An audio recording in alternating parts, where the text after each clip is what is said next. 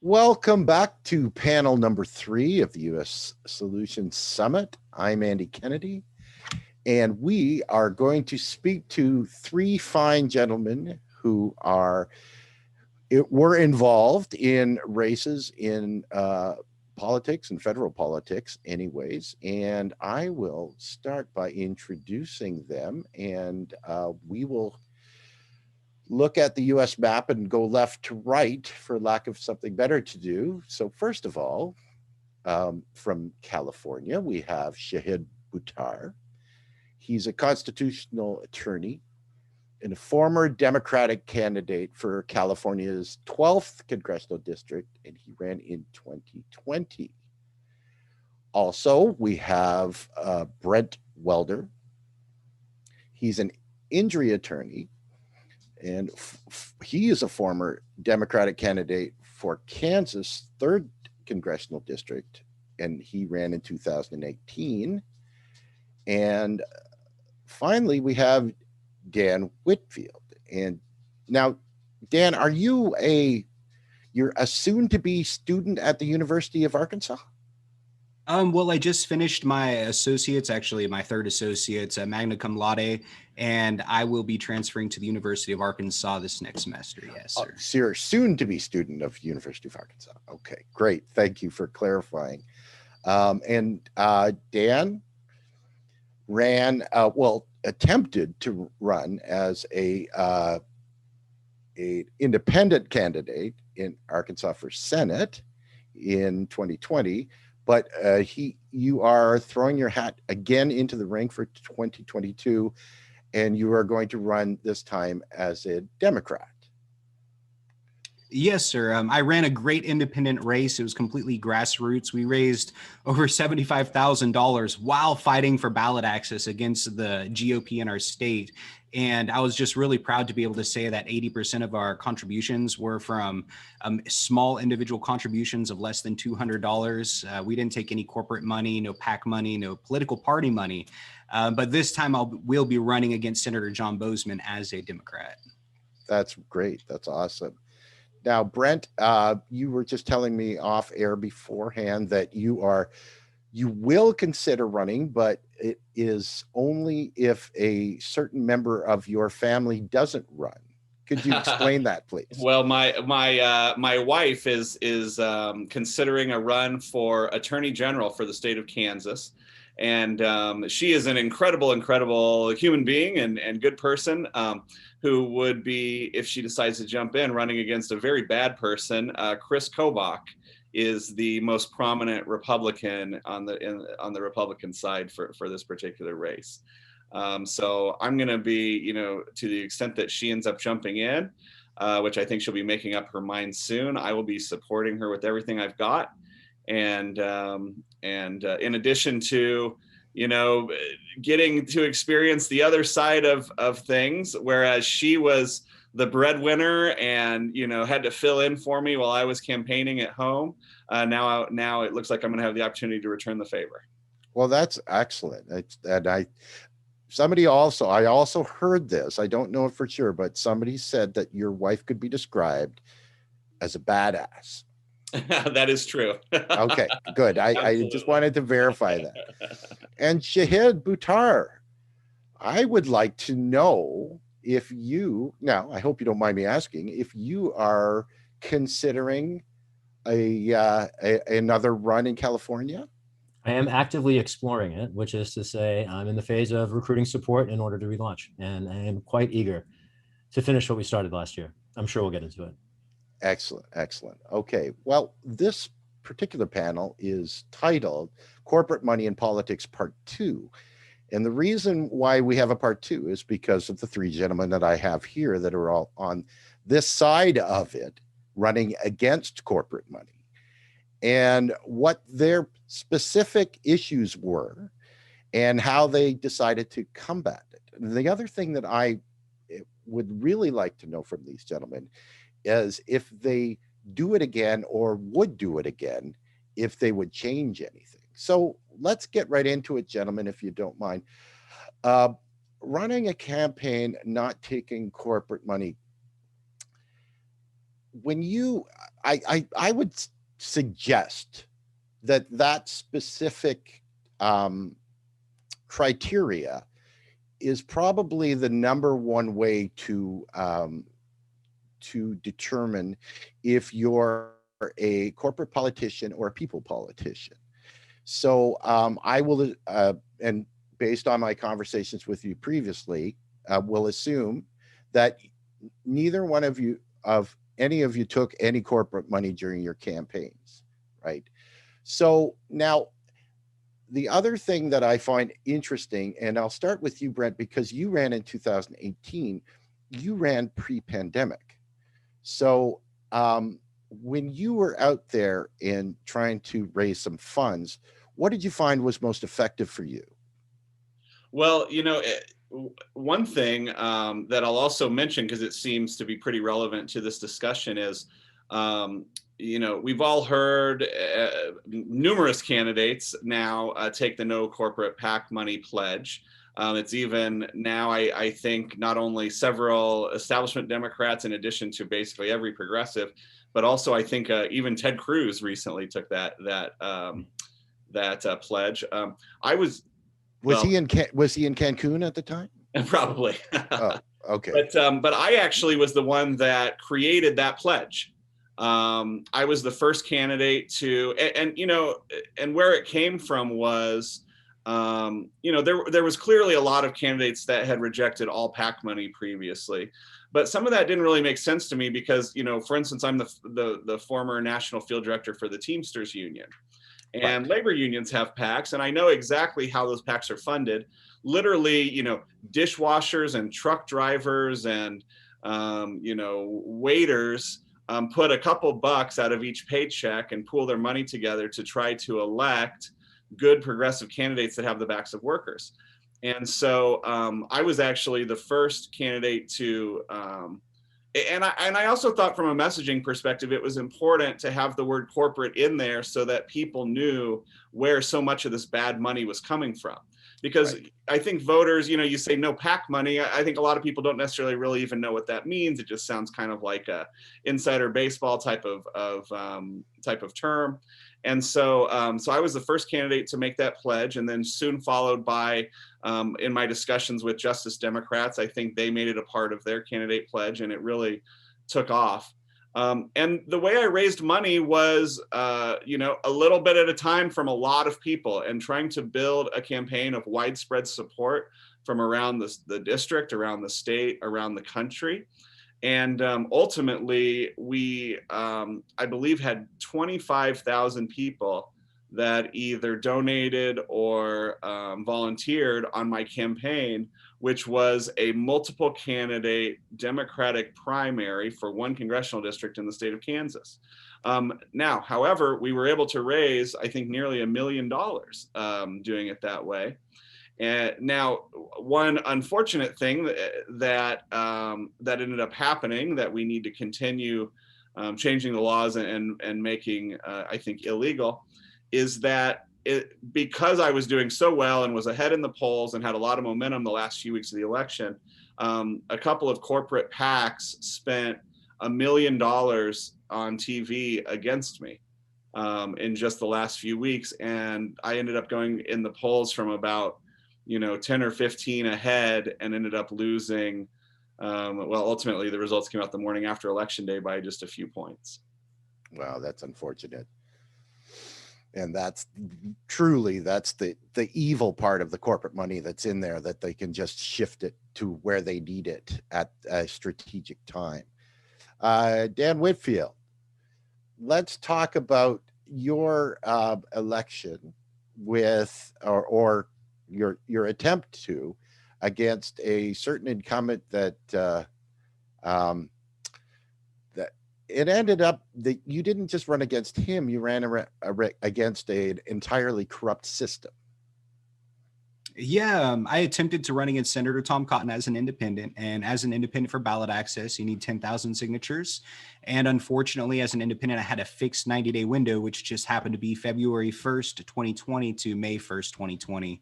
And on March 13th is when the governor declared a state of emergency, which severely burned our ability to get signatures. So I had actually started a coalition with all the other independent candidates in Arkansas. We all came together. I drafted a letter. We all signed it. We sent it to the governor asking for some kind of relief, either to reduce the amount of signatures, to allow digital petitioning, or to extend the deadline, which other states had already granted for their candidates. And unfortunately, our governor ignored us, reached out to the Secretary of State. He ignored us. So I ended up suing the Secretary of State, whose defense counsel was Attorney General Leslie Rutledge. And that lawsuit, it took too long, unfortunately.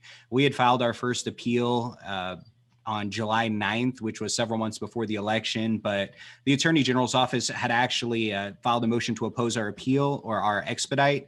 And that motion was approved after Attorney General William Barr came to Arkansas and had a meeting with Tom Cotton and Leslie Rutledge. And then we finally just had our hearing on March 18th, just 3 months ago, and we're still actually waiting for the opinion from the Eighth Circuit courts. But it was quite a mess. And as an independent grassroots candidate, I was able to see firsthand the amount of pressure the GOP is willing to bring to a state's government to help their candidates in any way possible. And I find it curious that we talked a little bit earlier about the fact that when you find this level of corruption, it really has an energizing effect on other people in the progressive sphere to encourage them to run. Yeah, we have a wave of progressive Democrats just coming out of nowhere, basically, here in Arkansas right now, running for a lot of these offices where we got to see the corruption, like Secretary of State, Attorney General, Governor, Lieutenant Governor. So we have, of course, it was really terrible what happened last year, but because of what happened, and then after our legislative session, just doing these amazingly, really far-right ideological partisan issues like banning abortion, banning transgender children from school sports, or obtaining medical care, allowing doctors to discriminate against their patients if it goes against their morals. Because of all these really crazy things that have been happening this last year, progressives, they're ready to run, and people here are ready for change. So I'm really hoping we can flip Arkansas blue in 2022, which some people may say, well, that's impossible. But one thing we really have going for us is we were actually ranked 50 out of 50 for voter turnout. And we have a lot of people that we can get to the polls if we can just get them excited enough to go. Well, that's good news. And I'm really pleased that you've decided to run a second time. And you're going to take that experience and the name recognition, right, to the polls, which would more than help. That certainly we've seen exponentially the second time somebody runs, the chances of them winning go way up. So that's great news. Shahid Buttar, you had an interesting race in California. Do you want to tell us a little bit about it? Sure. Yeah, that's an interesting choice of adjectives to describe it. So I was trying to be nice. I appreciate it. Yeah, I had the honor of being the only Democrat to this point to ever face the Speaker of the House, Nancy Pelosi, in a general election. We won more votes than any challenge to ever face her in the generation that she spent in Congress, 81,000 votes in November, in spite of a corporate media whiteout, a 15-to-1 fundraising deficit, and orchestrated racist election disinformation spread across the city's Democratic establishment. And yeah, I would say a couple of things here. When I look at the race, the bigger reflection of our momentum to me, even than our vote count, which exceeded the previous high watermark by about a third, the bigger reflection of our momentum to me is the policy victories that we forced on a Democratic establishment that was in no way supportive of, for instance, the Protecting Right to Organize Act, the biggest reform to labor rights in a generation, passed the House of Representatives in the last cycle, despite the opposition of the Speaker at the outset of the session. Same story on the George Floyd Justice and Policing Act. Same story on funding the post office, holding a criminal president accountable, stopping a criminal president from starting a war in Iran. In each of those areas, we saw the Speaker of the House abandon her previous positions to essentially adopt not entirely, but pieces of our platform. And that to me, frankly, is a victory bigger than the seat. I think people focus on electoral politics often through the very myopic lens of a contest, but they're part of a process that includes the policy process, the post-election process. And when the policy shifts because of the challenges that we grassroots insurgents present to entrenched incumbents, those are victories, in some cases, bigger than electoral victories. And I'm very emboldened by that momentum and those victories, and eager to see whether we can finish the job of liberating the 12th congressional district seat in the next cycle. No, absolutely. I couldn't agree more with that. And that's something that Bernie Sanders was trying to tell us with their slogan, "Not me, us." You know, it's people lose sight of that any real change that's happened in the world, not just the United States, comes from a grassroots movement. It comes from a swell of people that are willing to lose it all to get it back. And I think that's huge. If I may just add one thing there. Yeah, so please. The one opportunity I've ever had to exchange a word with Senator Sanders was at the AFL-CIO convention in Philadelphia in 2018. And I told him then a point that I think fits very well in our conversation here, that he won that election in the meaningful sense. Even if he lost it at the polls, he won a generation. The entire discourse surrounding the the Biden administration now is, pardon me for the Freudian slip, it's apt, but the discourse surrounding its policy agenda is very sharply inflected by Bernie's agenda. If Bernie didn't run in 2016 and 2020, the policy landscape today would be profoundly different. And I would submit that the not me, us movement, we might have been kneecapped at the polls through the same kind of, election undermining tactics, not dissimilar from what I encountered in our race here.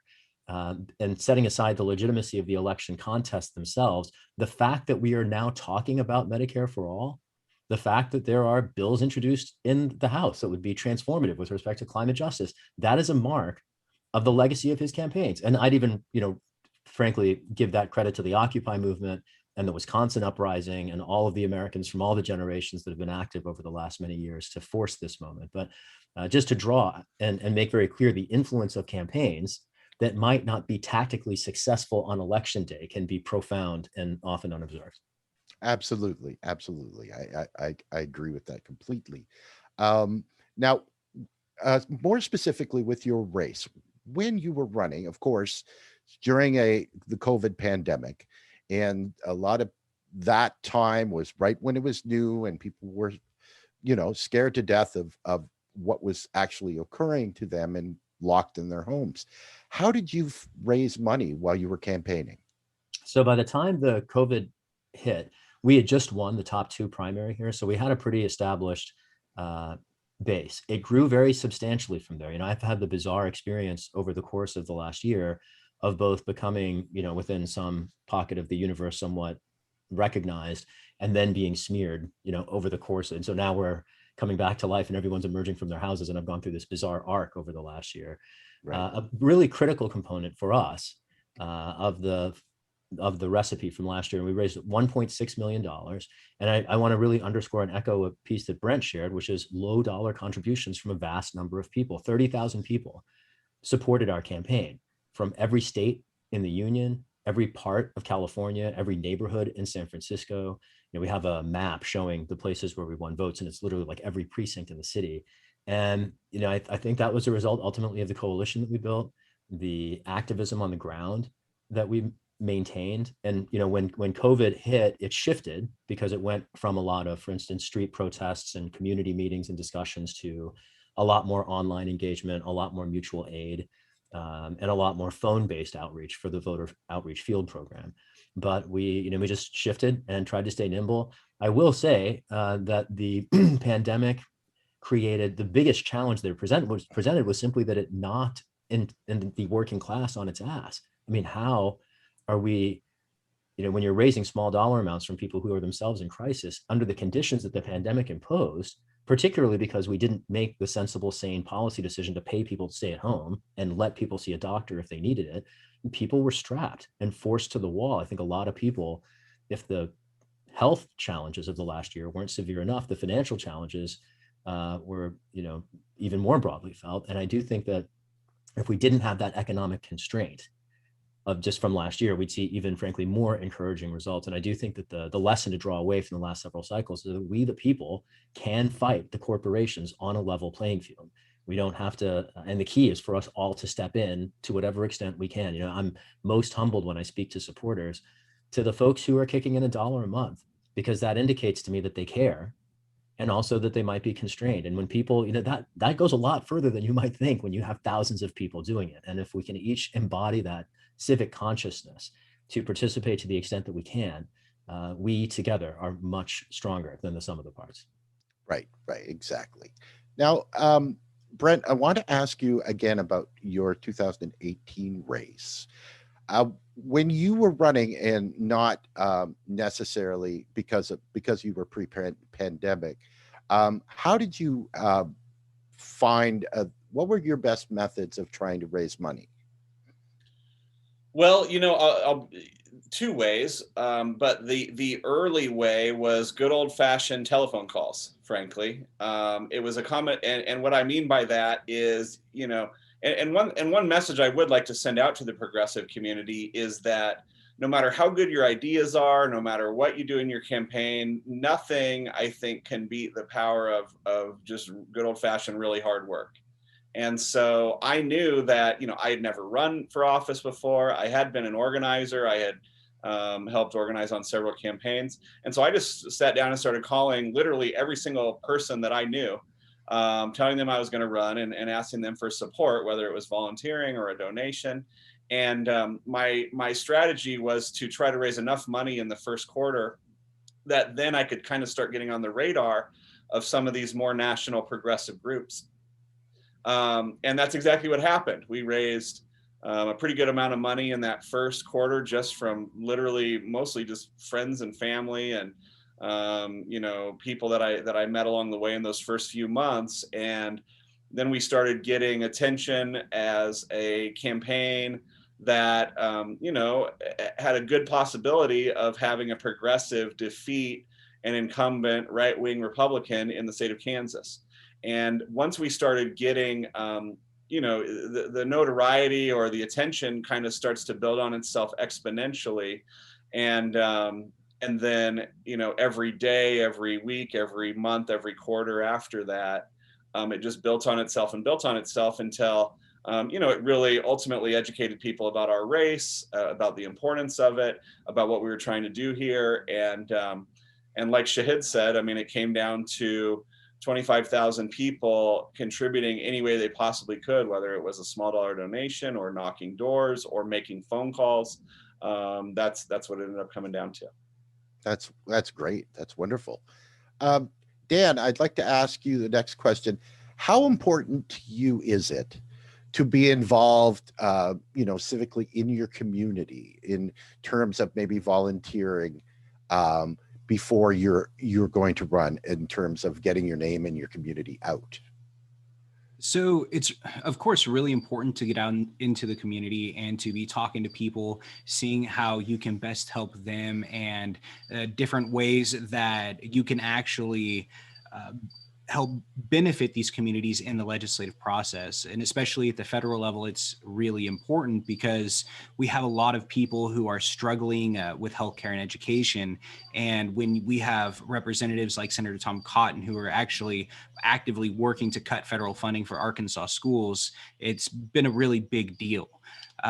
But as far as, getting out into the community, I think it's a really great way to get in touch with people, to learn on how you can represent them, because I just don't feel like our representatives actually listen to us or represent us, because they don't know what we want. So that's one thing I really want to do, is actually be a representative to the people through like a more direct democracy style platform. Which is why I've actually come up with this idea where I will actually be submitting 12 citizen created bills per year, rather than 12 corporate lobbyist bills per year, like most congressmen. And I've already had 3 different bills submitted to me that are just so amazing. they really deserve to be brought in front of our Congress. And I hope that I will get the chance to do that. And one of those bills would actually be identifying the KKK as a domestic terrorist organization, because the KKK is really big here in Arkansas. Their headquarters is here in Arkansas. And every year when they have their gathering, their meeting, we actually have Klan members from all across the country come here to our little towns and stir up trouble. I actually was able to interview one of these Klan members from Maryland last year when I was at a BLM protest in Harrison. And I mean, just some of the things, it was a really difficult conversation. I'll have to share it with you on my YouTube. That's amazing. Listen, next question for Shahid. When you are running in a race with a high profile incumbent like you did, it would seem to me, now correct me if I'm wrong, but the appearance at least was that her campaign basically just ignored yours. That's right. And and how do you combat that? Right. So to some extent, when we run, they're bets on a process. And one of the key parts of the process is the press. And historically, you would think in a democracy that when incumbents, for instance, duck debates, not once, not twice, but for 30 years, then in a proud democracy with a free press, someone in the press might cover that. And I was frankly grateful to see a front page story in the San Francisco Chronicle above the fold about Pelosi ignoring calls for a debate exactly 1 week before the character assassination began. And I do think that the media holding accountable incumbents for refusing to debate is a critical aspect here. I want to particularly underscore the value and the role of not we candidates, but rather supporters, viewers, audience members, people who are activists in their own respective communities, or people who are not. Even if you're just like an armchair interested person, you can play a crucial role with respect to encouraging media accountability, particularly in the age of the internet, because beyond the traditional mechanisms, say of like letters to the editor or op-eds, there are also available any number of social media based channels. Twitter comes to mind as a place where journalists frequent and are often responding to concerns and criticism. And for constituents to articulate their concerns, either in policy or with respect to coverage or the lack of it, can play a crucial role in holding media accountable to meaningfully serve our democracy. Another way that you work around it, this is what we did once the pandemic really set in earnest. I was very grateful for the support of a volunteer, skilled engineer who had built a street legal art car, formerly known as the Bernie van, that got rebranded as the Shahid van. And we rode a Mercedes Sprinter van all over San Francisco during the pandemic. People are at home, and we basically had a sound system on the van. And we just took it to parks and neighborhoods all over the city for several months. And finding creative ways to reach people where they are at, whether that's on an online platform that might be a news space where your constituents are congregating, or quite literally where they are at in physical real space. I do think that with the pandemic hopefully entering a different phase, and our society, I don't want to say returning to normal, because normal is unacceptable, especially when people were dying from not having insulin, for instance, but returning to some semblance of where we can interact in public safely. I do think that there's opportunities, many, for us to be very active and present on the ground. Earlier this afternoon, I was just at a Palestine Solidarity rally, marching from the Mission District to Civic Center, and simply being present in spaces where people, particularly where people are expressing their concerns, I think is really important. I want to just reinforce something Dan said, which I think escapes a lot of people as they look at the political process. People can't represent you if they don't hear from you. And if they don't open the door for you, they don't even care about representing you. And similar, the reciprocal sort of corollary to that is if you're not banging on the door and beating it down, there's a missed opportunity as well. And so for us as candidates who are aligned with our communities in the future and social movements, we keep the door open and actively try to walk through it and connect and learn the concerns of the people that we aim to represent. And I just want to invite everybody who feels unrepresented to bang that door down. Absolutely. I always said that, I'm not telling tales by saying how tribalized the United States is in the two-party duopoly system right now, to the point where people are they've closed their minds to new opinions and new ideas. wouldn't it be nice if you could relate even Republican to Democrat about things like, oh, maybe I don't want to go into medical debt. Maybe I can't pay off my student loans. Maybe a more just society helps everyone, not just one party or another, right? How There do are you do places that? that the two sides converge. And this, I live in a somewhat, I think, different landscape here because San Francisco is so heavily blue. It's centrist blue, but, our Republican Party is somewhat marginal. And so I think that to some extent, both Brent and Dan have more relevant perspectives here, but having grown up in Missouri and spent 10 years in Chicago, I would say that I do think the right and the left agree on a couple things. One, the government is corrupt. We have different prescriptions for that, but that's a point of commonality. Two, Wall Street is corrupt. We also have different prescriptions there, but it's a point of togetherness.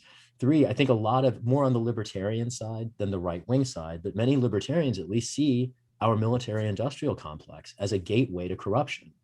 Yes. And these are points of commonality. The drug war is a point where many of them, even if they're not prison abolitionists and police abolitionists, can recognize the untenability of a system that is dedicated to predation.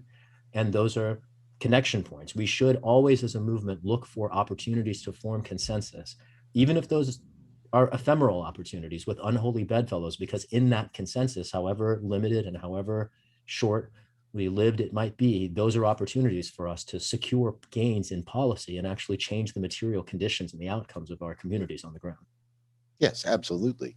We get people starting to understand that the position they're in and that things can be better, that you don't have to settle for this horrible existence that's currently gripping the everyone from the working class down in the United States right now. That's a very valid point. So moving forward, gentlemen, how do you do that education process when you're running? Brent? I think there's something that doesn't get done quite enough, and it's one of the things that I always suggest to any candidate who calls me for any advice when they're going to run, and I say, figure out what you're for, and then say it. Which sounds very, very simple, but it literally almost never gets done. In fact, even sometimes you'll see an establishment candidate who has the reputation of doing that, but in fact, it's all just kind of a shtick, right? Sure. Because I'm very jaded about the American political system in a lot of ways, but I still to this day believe that a lot of even establishment Democratic Party politicians deep down inside believe a number of the things that the progressive community is fighting for, but that they just lack the courage to actually say what they believe. And I found that when I did that, people found it to be refreshing. People found it to be persuasive. It made it easier for me to be persuasive because I was actually just saying the things that I had already thought through and fought for as an activist for years. That would be that's the number one piece of advice that I give to candidates when they give me a call. And I think I know that the other gentlemen here on the panel have a history of doing that, and in general, I think progressives do that pretty well. But I think every candidate for office would be it would be a good thing for them to remember that in and of itself is a big step forward for a race. Absolutely. Dan, final question for you. If you're to win and get into the Senate, what's the path forward? Is there anything that you can do about corporate money right now? Or has the Supreme Court been so conservativized, if that's not a word, that it's up to the people and we can't rely on the government to get rid of corporate power that way? It's really, really hard because unfortunately, the majority of our legislators, the people who would have to vote to do something like overturning Citizens United, are taking money from these very same corporations. And like you said, our Supreme Court is just so conservative. It's just hard to see like anything like that ever being done. But all we can do is we can keep talking about the corruption and use numbers, use statistics, let people know 86% of the time the person with more money gets elected, whether they're a good person, a bad person, whether they support one thing or another. If they have more money, they're going to win. Things like that, they have to change, because as long as that's an issue, we're never going to have representatives that actually listen to us and represent us. We're only going to have representatives that listen to their special interest donors and represent them. So how do we fix that? Man, Bernie Sanders, he's the reason I ran. He was inspirational to me. And he said something in a speech. He said, you know what we're going to do? We're going to rise up and we're going to run for office by the millions. And I really believe that this progressive wave is going to do just that. And that's the only way we're going to have real change, is when we have regular working class people like you and me just say, you know what, enough's enough. I'm going to run for office. That's awesome. That's awesome. Yeah, absolutely. I wanted to thank these three gentlemen. Please, please help if you can out Mr. Dan Whitfield in Arkansas.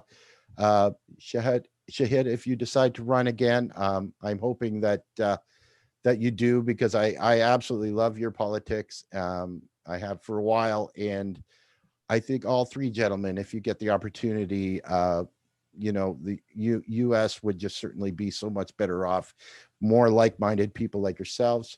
If you're following these guys, you can find them on Twitter at Dan Witt Congress. That's WHIT Congress, and Shahid for Change, and Brent Welder.